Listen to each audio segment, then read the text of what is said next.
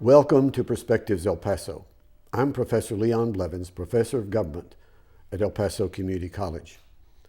As you see me today, this is a throwback to the late 1800s. There's a little story behind where I am today. I'm at the Magoffin Home, close to downtown El Paso, Texas. In 1975, I was asked to be on a commission celebrating the 200th anniversary of the American Declaration of Independence, which was 1976. On that commission was a banker named Hal Doherty, and a member of that commission, Janice Wendell, and there were others on the commission such as Hector Serrano. And we discussed some major things that we wanted to be involved in for celebrating America's 200th anniversary of Declaration of Independence. One of the things that we talked about was building an amphitheater at McElligin Canyon, which became a reality. Another thing, since most of us were historical preservationists, was a place called the Magoffin Home. I'd not heard about the Magoffin Home before, but the rumor was that the people living in this historic home, Magoffin Home, in what used to be called Magoffinville, possibly could be purchased by the city of El Paso in order to save it from destruction because the weather and time was doing great and terrible things to it. And so contact was made with the family, the Magoffin family members living here in this home where we are today, and the city and the state decided to purchase the home, and they saved it at that time. Over the years, here we are now in March of 2013, and just last year, May of 2012, there was a reopening of this home because it once again had to be repaired and restored.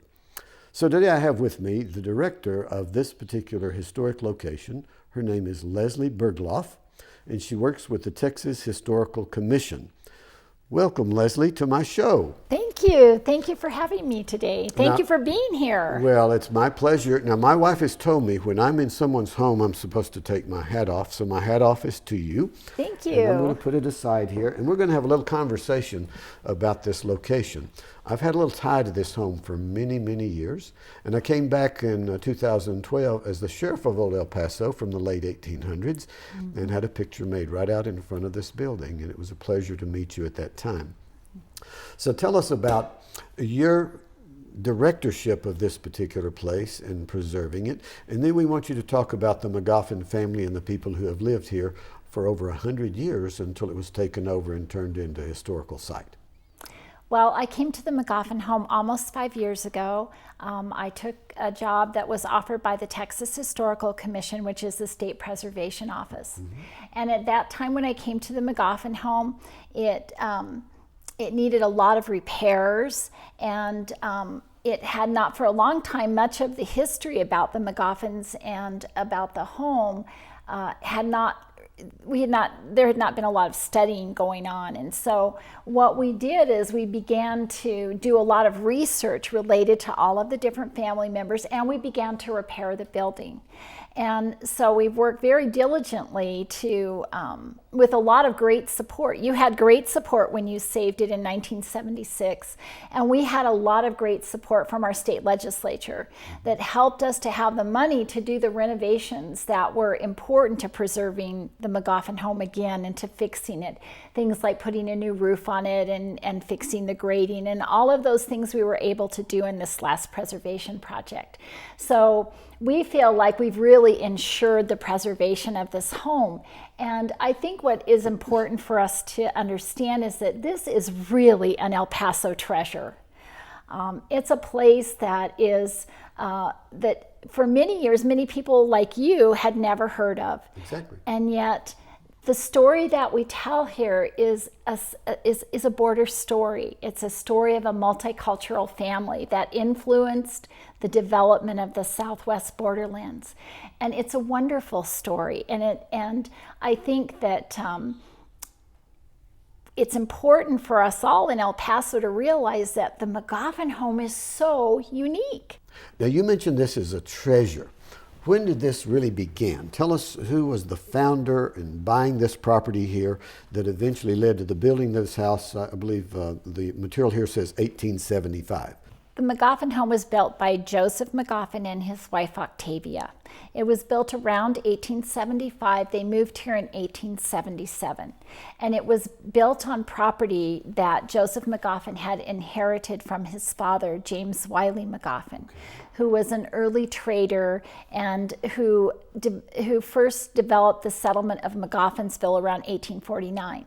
Now, this wasn't where Magoffinsville was located, where the location of the Magoffin home is. Magoffinsville was about 10 blocks east of here. And that was one of the early settlements that later actually becomes the city of El Paso. We are right downtown at 1120 Magoffin Avenue. So we're kind of right down in the heart of the city. We are El Paso's only house museum, and we're open from Tuesday through Sunday of each week. We're open 9 to 5. We do our tours on the hour, and so you can come to the Magoffin home anytime on the hour, and we're starting a tour. So we encourage anybody to come down and visit the Magoffin home. Okay. This really is El Paso's home. Okay, our telephone number is 533-5147. And our website is very easy. It's just visitmagoffinhome.com. Okay, so the home was actually built during the time of Joseph Magoffin. That's Tell exactly us about right. him. Was he a farmer? Well, Joseph Magoffin, when he first came to El Paso in about 1868, he really came back to El Paso to get his father's property that his father had given him as an inheritance. And that property was tied up in the courts because it had been confiscated during the Civil War. And so he came back to regain that property that his father had lost during the Civil War. Now, the Magoffins were on the side of the South during the Civil War. Yes, they were. Okay. They were. So actually, Joseph had served in the Confederate Army with Sibley. So he also during that time, during the Civil War, had met his wife Octavia, and they were married in Houston during that time, and they had their first child, Jim, that was also born during the Civil War. So when they came back, there were the three of them and their son when they first came to El Paso in 1868, and they really had nothing. They had that inheritance that was, like I said, in court challenges, and so he worked downtown in a store, basically. Now, he got into public service. Didn't he serve as mayor of El Paso on some occasions? Yes, he did. Actually, soon after they came here, he served as a justice of the peace. He served as a judge. And so for the rest of his life after that, he was always known as Judge Magoffin. He served 4 times as the mayor of El Paso. Okay, tell us some about the next generations of Magoffins. The generation that I met in 1975-76, living here and deeded the house over to the city and the state. Tell us about some of those following Joseph Magoffin. Well, Joseph and Octavia Magoffin had 2 children, Jim, their son, and that I talked about, that was born during the Civil War, and they had a daughter, Josephine. Okay. And Josephine Magoffin married William Glasgow, who later became a general. And so the Glasgows inherited the home once Joseph Magoffin had passed away in 1923. And so about 1928, they came back to the home and they did a renovation of the home. And of course, when we look at the Magoffin home, we can see the things that they put into the home during the time that they were living here. Josephine liked a more Santa Fe style, and she changed some of the architectural features in the home to reflect that. Now, they call this a territorial architectural structure? They call it a territorial style adobe. It is one of the best examples of territorial style buildings in the Southwest, actually. And so because of that, it's on the National Register of Historic Places. Okay. So not only is it a Texas historic site, but it's also recognized nationally as being an important building. And of course, we feel like it's very important to the history of Texas, a real treasure. Now, you have one room here that has a very strong military motif. You mentioned someone in the military. Right, the Glasgow side of the family, the general served for many years, and then 2 of his sons they all went to West Point. Okay. And so the general went to West Point and his son. So right now we have some military things from General Glasgow on display in the home that have never been on display. Well, and for a while there, the general was a member of the Long Gray Line, the oldest living graduate of West Point. And so he passed away at about 101 years old. Oh, my word. This house has a lot of history to it. It does have a lot of history. That's okay, right. tell us about some others that you find fascinating. Your background is history. Name some others in the Magoffin family line that you think are interesting. Well, I think one of the most interesting things that we've been able to do here is to look at the Mexican side of the Magoffin family. Many people don't understand that Joseph Magoffin was born in Chihuahua, Mexico. And his father, of course, was James Wiley Magoffin, who was an Anglo, but his mother was of Spanish-Mexican descent. And so he was actually born and raised in Mexico. And so we began to do the research on the Mexican side of the family. We made all these wonderful discoveries. And I remember finding an article about Joseph and his brother and how they were attending a school, and the school was advertising that they were teaching these two kids English, and that was Joseph and his brother Samuel that were going to the school. So they, like many people that live along the border, they were first, they were bilingual folks. So. Well, this is a diversity story. A lot of people hear about Magoffin and they think, well, this was an Anglo family, an Anglo side of the line, and it really is a diversity story. It really is a multicultural story, and it is a story of how we have all this cultural diversity along the border and how families make that work. The Magoffin story is a story of many families in El Paso, and I think that's the beauty of it. And for many years, that side of the story was largely ignored. And so what we've really tried to do is to do the research that's necessary to to really show that side of the family and who those people were as well. And I've been able to trace that all the way to the modern generations of the Valdez family. And we have some living, here in El Paso. When I think of Joseph Magoffin, what people I think sometimes don't understand about him is that he wasn't somebody who was always in the limelight, but what he really was a cheerleader for El Paso. Okay. He believed that El Paso could be this great place. And he said, we need schools, and we need the railroad to come in. We need, infrastructure in El Paso, and we need transportation, and we need all these things. And he made an effort to work toward that end. He also worked in banking, didn't he? Yes, he did. So he was one of the movers and shapers that helped shape El Paso to what it is today. Yes, he helped us start State National Bank, and he was the vice president for 40 years. Oh my goodness. Somebody asked me the other day, I was doing some reenactment at the Railroad Museum, in fact, and someone asked me, why are you interested in history? What difference does history make? I said, it makes a lot of difference. It laid the foundation for what we're doing today. The highways that we have, the trains came through, the railroads in 1881 changed El Paso from a little sleepy ranching area into eventually a metropolis. The freeway coming through changed us into what we are. History makes us what we are. It does, and history is also all about identity. And when we look at a family like the Magoffins and the Glasgow families, it's just kind of a little taste of all of those shared values that we have, as people. And so I think that that's the beauty of telling the story too, is that it gets people very involved in thinking about their own families and their own family history and where they came from, and they identify with that. That's wonderful. So we've been talking about the people who have lived in Magoffin Home. We're going to take just a little break, and then we're going to come back and we're going to talk about the home itself and the rooms that are here. Stay tuned.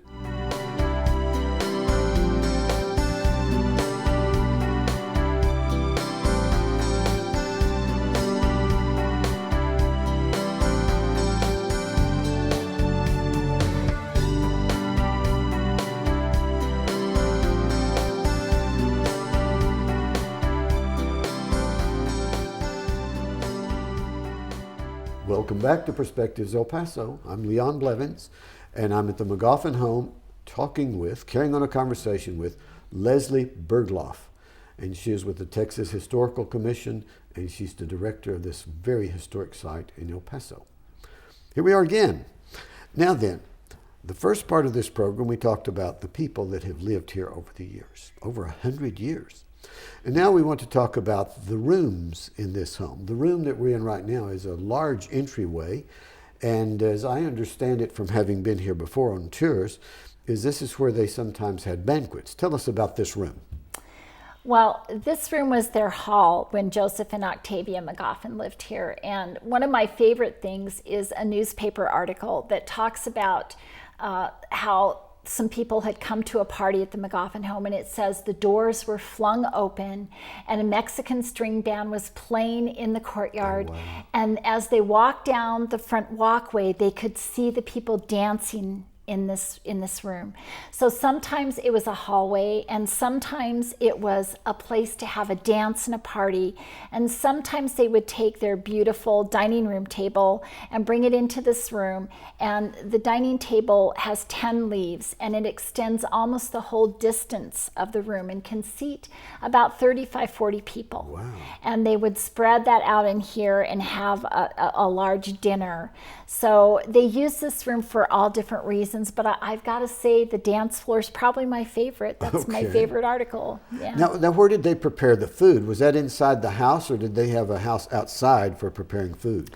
Well, originally the Magoffin home wasn't as large as it is now. When it was first built, it had the hallway, it had 2 rooms, and then on one side of the hallway and 4 on the other. Over time, rooms were added to the Magoffin home as they had need for them, and that's an easy thing to do with an adobe building. Remember, this building is built out of adobe, so you make more adobes and you lay the adobes and you make another room, and that's what they did in the Magoffin home. So originally at first they had an outbuilding of about 3 rooms. It was about 30 feet to the south of the home, and we would suspect that that was where the original kitchen for the Magoffin home was. Okay, very good. Back in that now, area. did they have a sitting room, or what we would think of as a living room? Yes, they did. Joseph and Octavia had a formal parlor, and in the formal parlor is some really wonderful furniture that they had brought here. And there's also a piano, and that grand piano was brought in on one of the first railroad trains that came to El Paso. And both Octavia and her daughter Josephine were musicians and played that piano for their guests. That's still a working piano, isn't it? It is still a working piano, and we play it usually at Christmas time. We have a Christmas open house, and we have somebody playing the piano. A couple times a year we play it. Okay, take us to some bedrooms. Well, unlike many homes today, the Magoffin home doesn't have hallways, so each room is attached to the next room without a hallway. Okay. And so if we were to go back into the bedrooms, we would leave our normal, family space and walk up into the addition right now, the way the buildings are set up. Remember that in the Magoffin home, every room was used for a different purpose at different time periods. So when we say bedrooms, certain things that aren't bedrooms now, even the way that we have them set up for the museum, were bedrooms then. So our bedrooms now are in the back part of the building. The only room that seems to have stayed the same over the course of time is the dining room. And it always seems to have been a dining room. Okay. So. Now, one of the most fascinating rooms to me is the one that is filled with military items, because there were these people, 3 generations that went to West Point. And so tell us about some of those things that are in that room, especially here with Fort Bliss. We need to let people know they need to come down and see this. That's right. We want people to come down, and we would love to have people from Fort Bliss come. They're always very interested when they're here. We also are part of the Blue Star Museum program, which offers free admission through part of the year, and so they can check that out on our website. But right now we have some things that belong to General Glasgow back on display in that room. So we have some interesting uniforms, his West Point uniform. He was part of the Munson Shoe Board, and so we have some of the shoe lasts and x-rays and things that he had worked on back on display. Wow. A hidden treasure of history right here in El Paso that most of us have not known about.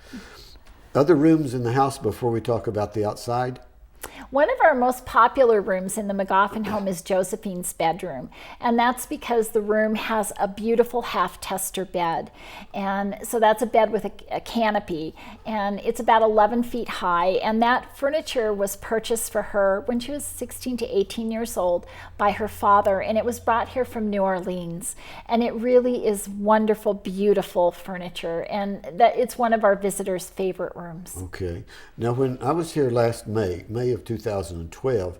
You mentioned that you're purchasing a house across the street that would become your office and for a reception center or something. Tell us about that. Right. Well, our hope is that eventually we'll move out all of our offices, all of our storage out of the Magoffin home so that we can restore all of the rooms. And once we do that, our visitors can see the entire building. Okay. And it will be all interpretive space. And our offices will be across the street where we'll have a very nice visitor center that will have a large room large enough to have parties and lectures and all kinds of things. So it's going to be a wonderful addition.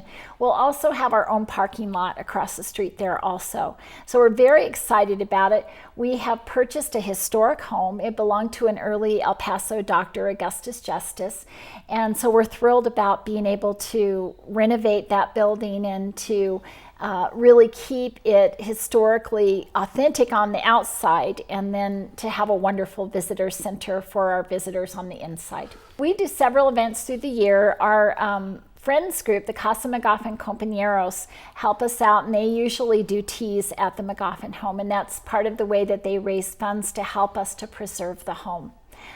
We do an event that's very popular in El Paso. It's our candlelight tours. We do them once a year, and we put people portraying historical characters, including usually Magoffin family members, in each room in the home. And they come and we choose a time period, so every year it's a different time period, and they get to learn a little bit about what was going on with the Magoffins, but also what was going on in the city of El Paso and in nationally as well. Okay, I think I've been through one of those, and I remember that some of my friends were dressed in their period clothes in the different rooms. Yes, that's exactly exactly and they would right. tell us what this was about and what that was about. Right. Now you're always looking for volunteers, aren't you? We are, of course. We could not run the Magoffin home without volunteers, and so we're always looking for people that are willing to come and help with special events. Some of our volunteers do research. Some of our volunteers come and give tours, and right now we're really in need of people who would like to give tours to school groups specifically, and so we're looking for some volunteers that would be willing to be trained to do that.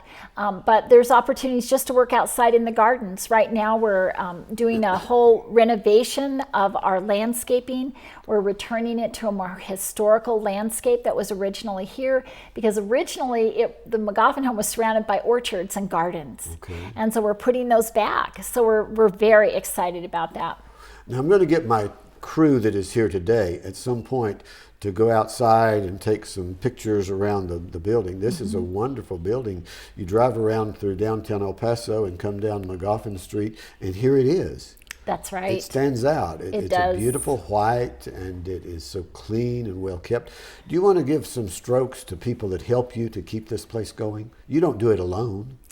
I do not do it alone. I have a staff, and I have a small staff. I have a curator who's Danny Stevens, and I have an interpreter, Veronica Aguilar. I have a maintenance man that is Gilbert Batista, and I have an administrative assistant, Martha McBain. Okay. And we all work together along with our volunteers to do, programs that people love, and to be able to do educational outreach and for different schools and different community groups to talk about the history of early El Paso and to really make an effort to help preserve community history and heritage. That's what we're all about. On a lot of the shows, I ask the question about relationships with other organizations, about how well do you do with working with the county, with the city, the state, and others, to let them know what you need and get those needs met? Well, we are a state agency, and so we have had wonderful support, like I said, from our state legislators here. And we appreciate that. And that, provides, because we're a state agency, we're provided with a budget from the state. But that never covers everything that a house museum will need. And so we're very lucky to have our friends group, the Casa Magoffin Compañeros.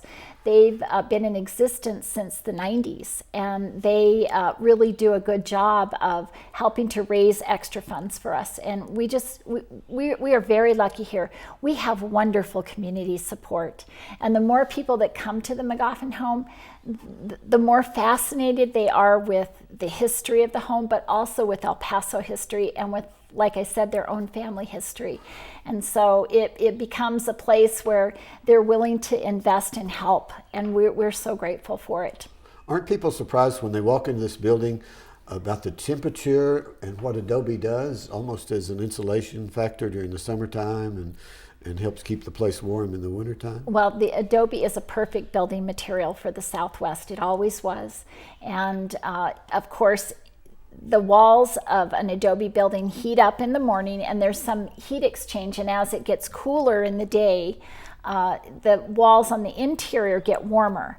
And so it's just perfect for the Southwest. And all of the big windows in the Magoffin home, through different generations, they utilize that to keep airflow going through the building.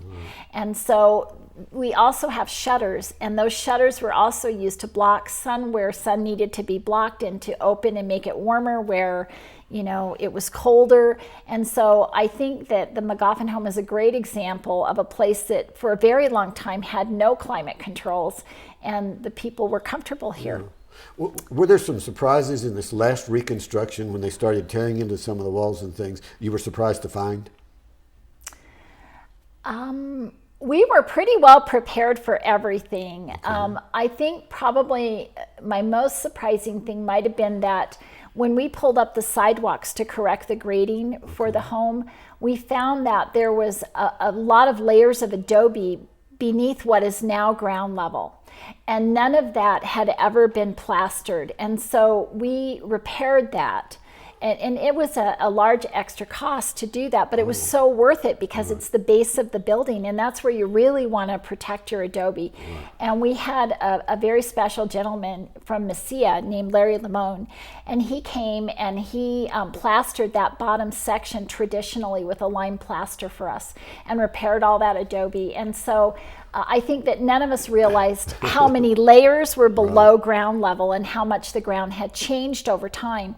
And so that was really quite amazing. A surprise. It was a surprise. This may be about my last question. Our time's almost gone. Weren't you frustrated during this reconstruction and you wanted it to be open? When are we going to get to open?